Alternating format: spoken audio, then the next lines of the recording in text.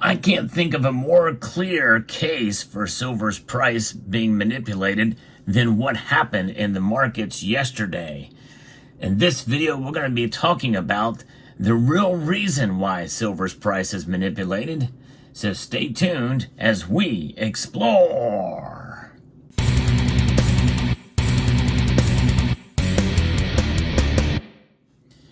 Silver had a very dramatic fall in price yesterday, especially compared to every other commodity and precious metal that is tracked in the markets. It makes people wonder, especially how quickly it had occurred.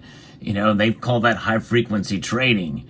And I've been a skeptic for quite a long time for a specific type of silver price manipulation. Now, I have documented on this channel cases of silver price manipulation between some of the big banks out there, especially JP Morgan, and I know it happens and have known it for a long time. But where I've been skeptical is silver price suppression, at least based off of a cabal or a conspiracy of the central banks out there. But there is a new piece here from an interview from Keith Neumeyer of First Majestic Silver that gives a little insight behind what's going on behind the scenes here.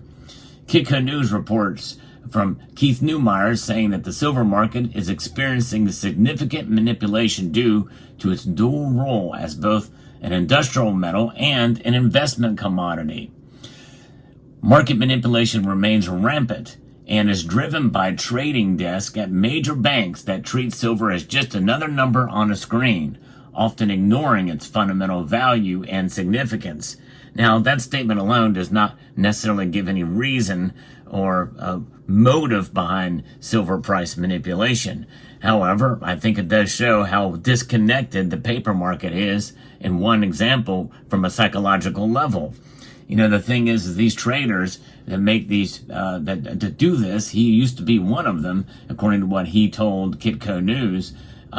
They see it as just this number on the screen. They don't realize that it is an important metal that should be traded at a much higher price. And when we think about silver as a metal, you know, look at what its uses are. As of mid-July 2024, the global silver deficit is expected to rise by 17%, reaching 215.3 million ounces. This increase is primarily driven by a 2% growth in industrial demand coupled with a 1% decline in supply, according to the Silver Institute. The demand for silver spans various industries, including electronics, solar panels, and electric vehicles. Now, photovoltaics is a big role. We've seen a lot of that demand increase, especially in China. I've documented on this channel. And we know electric vehicles, you know, that's a little bit more nuanced. There's been a decline in demand for electric vehicles, but that demand has been offset by the increased demand in hybrid vehicle technology. And EVs or battery technology requires a lot of silver there. No question about it. This is really that makes it so much more robust in the growth of the demand for silver. This persistent deficit underscores the strategic importance of silver and its crucial role in advancing technology and renewable energy solutions. Make no mistake, and this is my thoughts here, silver is the most diverse metal on the planet, and that is quite something. However, I also underscore time and time again how powerful the natural market is as well. But I'm more open-minded now to the idea not just of silver price manipulation, but after what we saw yesterday, silver price suppression to some degree. At least there's circumstantial evidence for it with the high-frequency trade that we saw happen so quickly in yesterday's markets. Now, I also posted a video yesterday as that was occurring, was published, that expressed your anger, and mine to some extent too, for silver's performance compared to gold especially. So I hope you will check that video out because it helps you garner a little better understanding of what's going on in the markets. And I'm going to build on that here today. Neumeyer continued that silver is not gold. Silver is a commodity, a strategic commodity that we need as a human race to accomplish all the things we want to do. Everything we construct requires some component of silver. The Silver Institute also reported that despite a 30% decrease in the deficit last year, it remained substantial at 184.3 million ounces. Now again, that's the Silver Institute's numbers. There's also the CME Group, which also reports on it, and they say that there's not a deficit of silver, but it is narrowing, that it is probably going to be happening fairly soon. So if you average out both, then likely there probably is a slight deficit. And that as such is being somewhat reflected in the price. But what happened yesterday was a little bit discouraging. Well, it was a lot discouraging, by the tune of 3% for it, but not the other metals. Now, what we know is that this growing deficit is going to be important to understand for investors. The silver market has been in a structural deficit for 4 consecutive years, according to the Silver Institute, or closing that gap, becoming much more likely to become a deficit in the past 4 years, depending on how you measure it. The shortfall is substantial given that the global mining sector only produces about 850 million ounces annually. Of course, you also have to take into account recyclable silver too, which I think the Silver Institute probably underestimates. The Silver Institute reported that despite a 30% decrease that we've seen, it's still remaining substantial.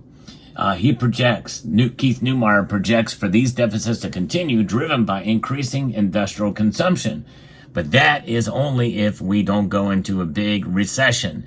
That's the caveat here. That's where the natural market comes into play here.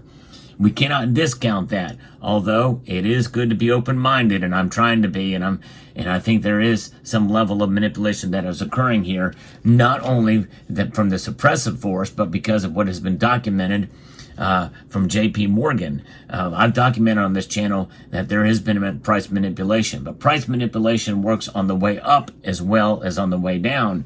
In other words, they will do it for selfish gain at the precious metal trading desk, and that's what has been found out and proven at J.P. Morgan.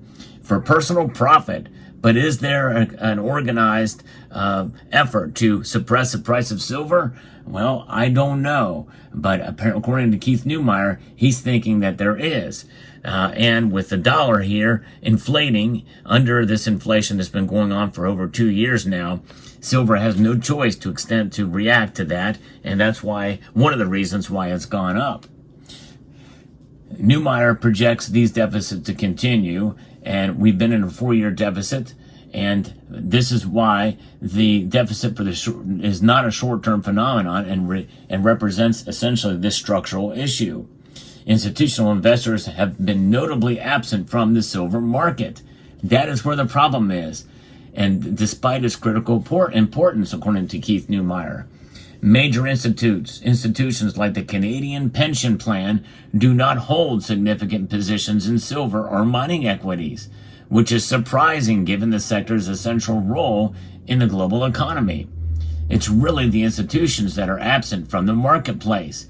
These large institutions that should be supporting this sector for its essential metals are not participating. Can that be translated as price suppression? That they're just bowing out? I don't know. There may be something to this. This void creates a gap in market support, which is why many of these others that are already in it, because the silver market, remember, is a very tiny market. And I think that's his overall big argument, which causes these wild swings, which means that silver can be suppressed. It can be manipulated with these big movements in a short amount of time, because it's such a tiny market.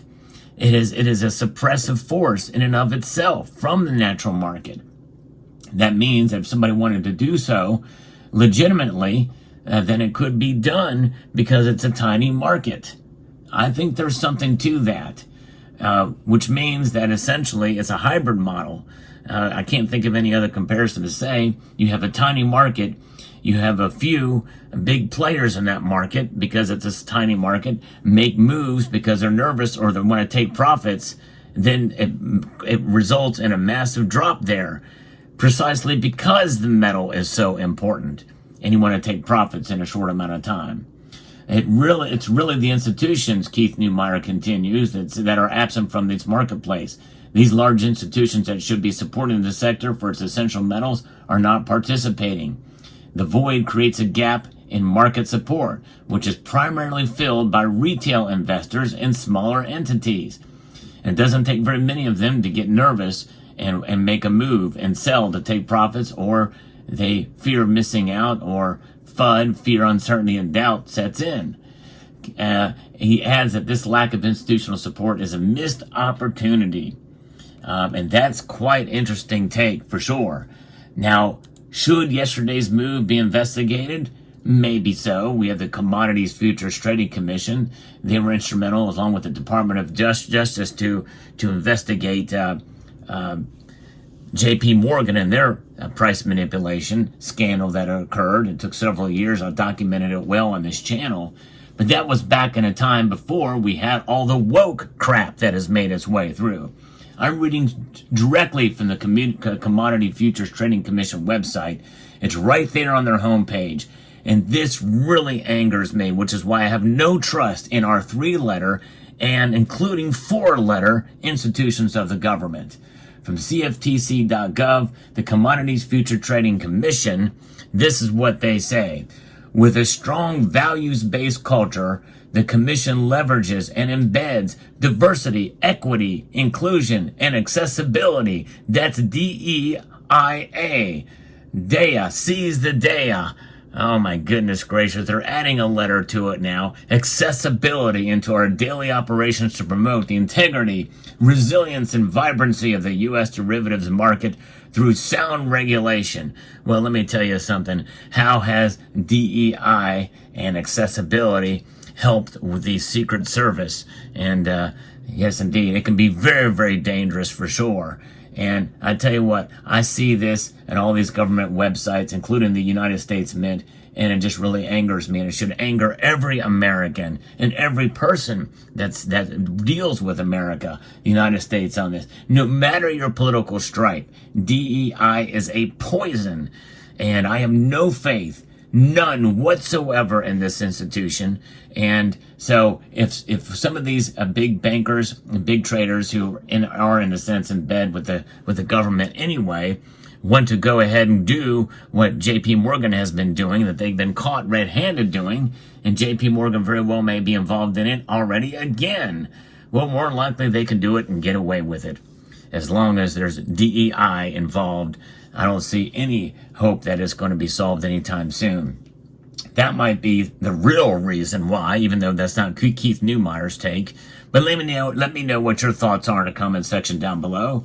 Hope you found this video informative, insightful, and educational. Would like to extend a multitude of gratitude to each and every one of you for taking the time to watch, and to encourage you to please rate, share, comment, and subscribe.